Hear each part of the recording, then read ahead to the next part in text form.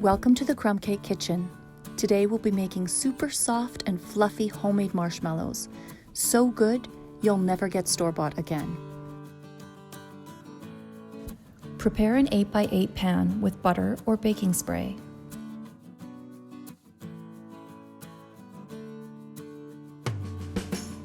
Line the pan with parchment paper so the marshmallow is easy to remove.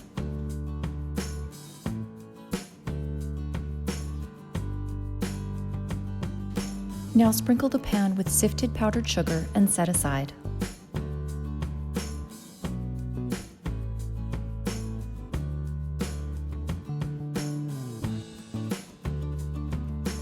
Now let's make our homemade marshmallows. Put 3 packets of gelatin in the bowl of your stand mixer.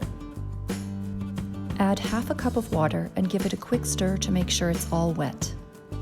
Add 1/2 teaspoon of salt and leave this so the gelatin can bloom for at least 10 minutes. In the meantime, make the sugar syrup. Carefully add 1/2 cup of water to the bottom of the pot, trying not to splash.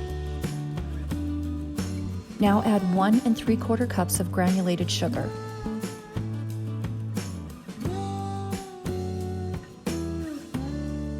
And last, 2/3 of a cup of light corn syrup.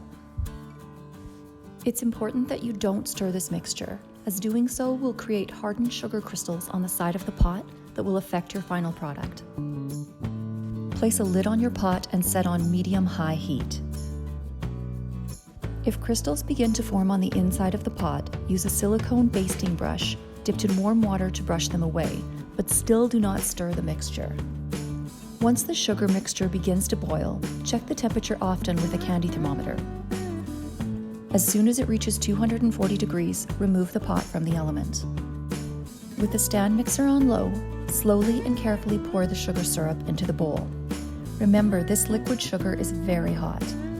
Turn the mixer up a little and mix until the syrup begins to get fluffy.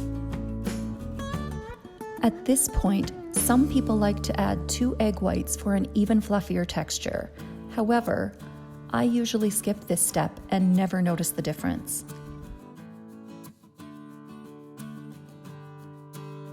Now turn the mixer to a medium-high speed and whip until the mixture has tripled in size. This will take about 5 to 10 minutes. Once the mixture has achieved stiff peaks and begins to pull away from the sides, turn it off and add the flavoring of your choice. I'm adding pure vanilla extract here, but peppermint extract is delicious as well. The sky is the limit for flavor options.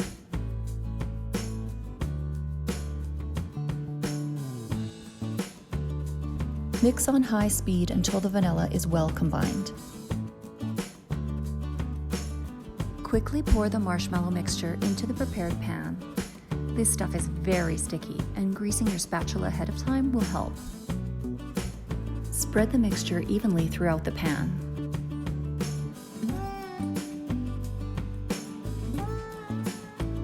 I like to use a greased offset spatula to smooth out the top. Now take a piece of parchment paper and place it on the top. Use your hand to smooth it out. I forgot to add sifted powdered sugar on top before doing this step. It's okay, but the parchment paper will need a little coaxing to pull away later. Set this aside for a minimum of 5 hours, but it will be even easier to cut if you let it sit overnight at room temperature.